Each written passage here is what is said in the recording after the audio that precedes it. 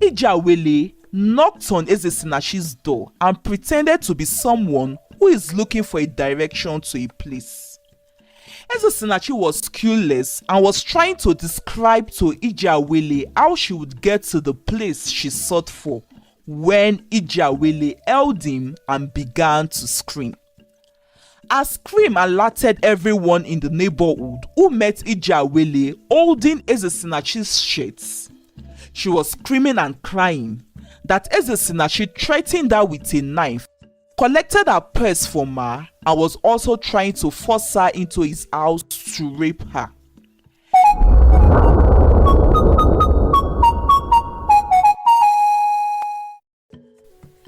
Ijawele and Nkechi have been very good friends right from their childhood. Many years ago, young Ijawele, who was wandering all by herself in the streets one day, stopped in front of a local restaurant to beg for some food. "I am hungry. Please, I want some food," she said, stretching out her palm towards the food vendor. A young girl was standing by the side of the food vendor. The young girl was young Nkechi, and the food vendor is her mother.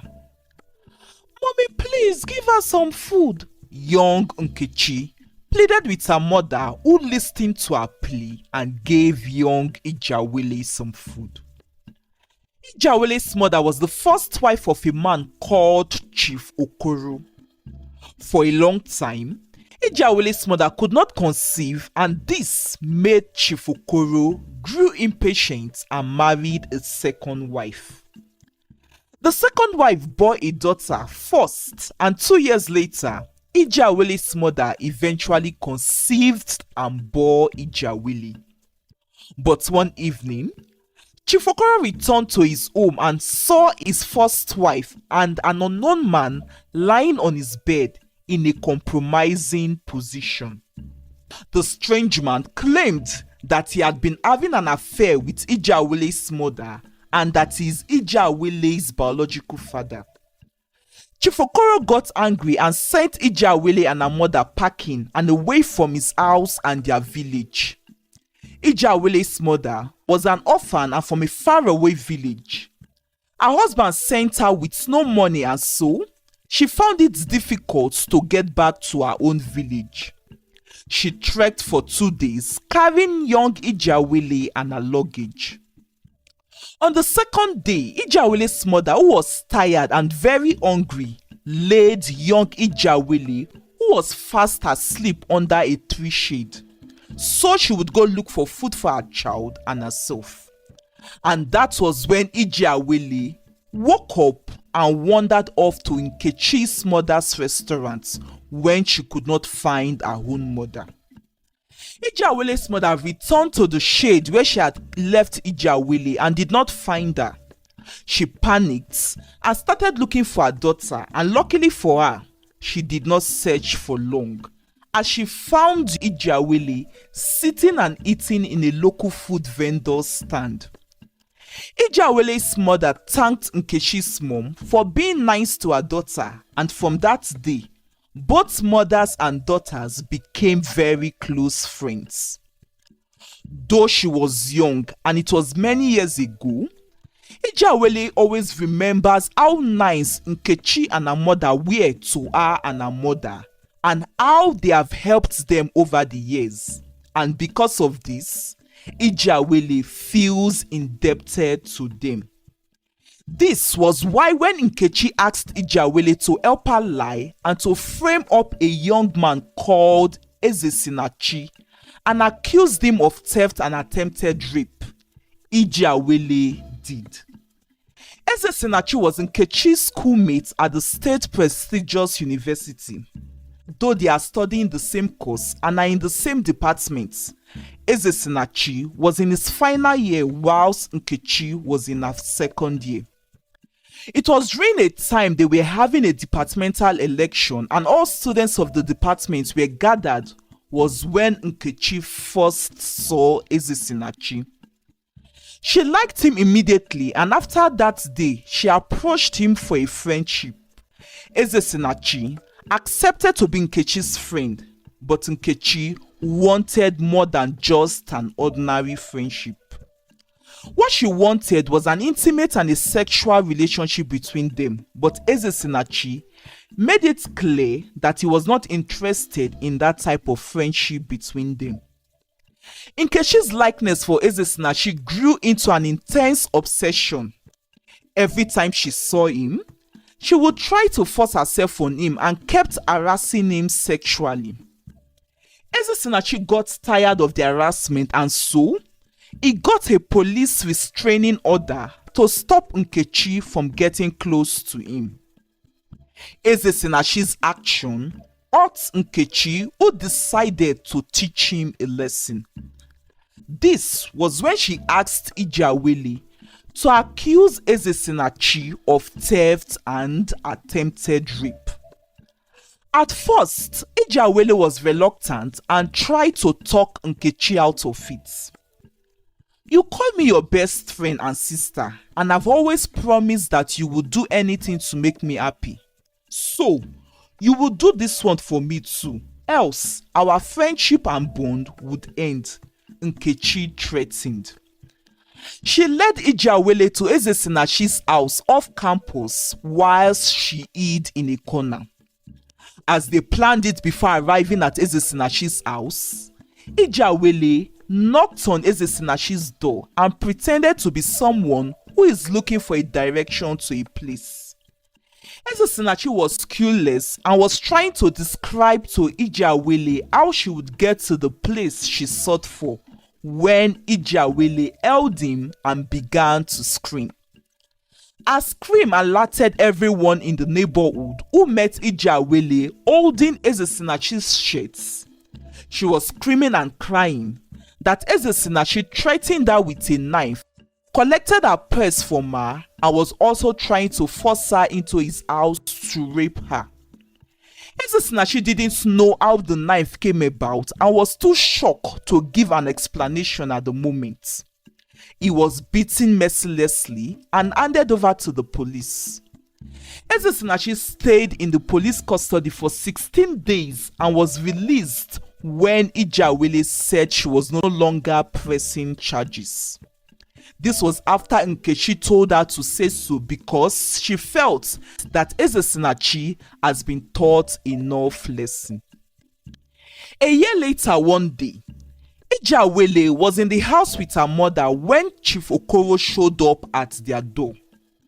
In the village of Ayin, where Chief Okoro is from, the new king, after his coronation, is mandated by their custom to take a wife from only 3 particular families, and this is done rotationally. Chief Okoro's family is one of the 3 families, and this time it was the turn for his family to produce the next queen, as their former king just passed away and his first and only son is now the new king. Only the first daughter of the family is chosen, so Chief Okoro presented his daughter from his second wife, whom he believes is his first daughter. However, when they placed the crown on her head during the day of the coronation, she collapsed. This means that she is either not Chief Okoro's first daughter or not his daughter at all. Chief Okoro's second wife, who also collapsed alongside her daughter, was first to confess. She revealed that Chief Okoro was not the biological father of her child.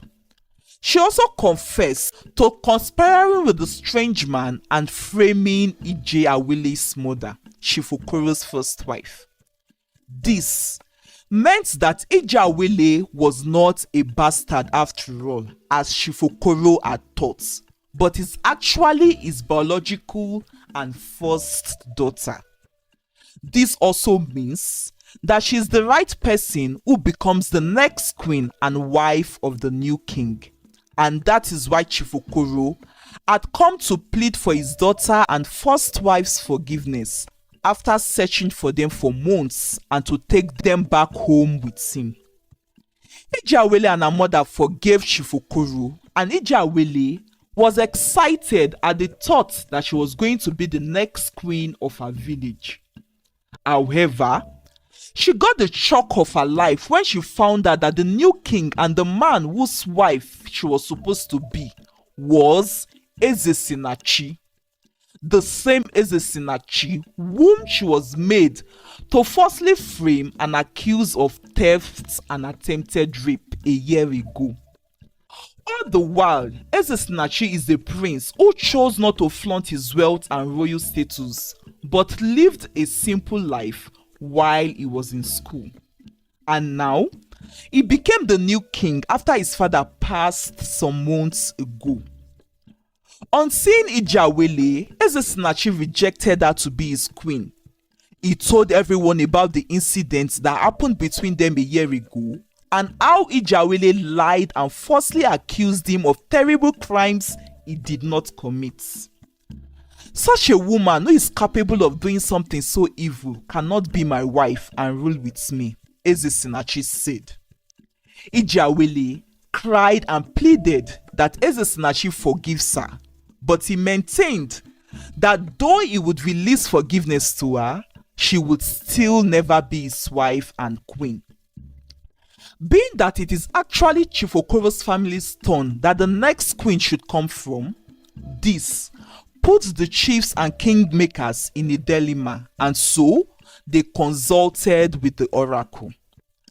The oracle, through their chief priest, said that it supported Ezesinachi's decision and that they can forget about Ijawele and chose the first daughter of the next family to be Ezesinachi's wife and queen. And so, that was how Ijawele lost the opportunity to enjoy wealth and to become the next queen of her village. Ijawele cried, wishing she could turn back the hands of time. She knew very well then that what Nkechi had asked her to do to Ezesinachi was wrong, but her blind loyalty for Nkechi made her do it anyway. The lessons to be learned from this story is that blind loyalty can lead to disastrous consequences. It is important to do only what is right and stay true, even if it means going against the wishes of a close friend or loved one. Secondly, we should remember that every action has consequences. Dishonest actions such as lying and framing someone can come back to haunt you. The end. I hope you enjoyed this story and have learned a thing or two from it. I would love to know. Please leave a comment. Thank you for watching and see you in our next video. Bye.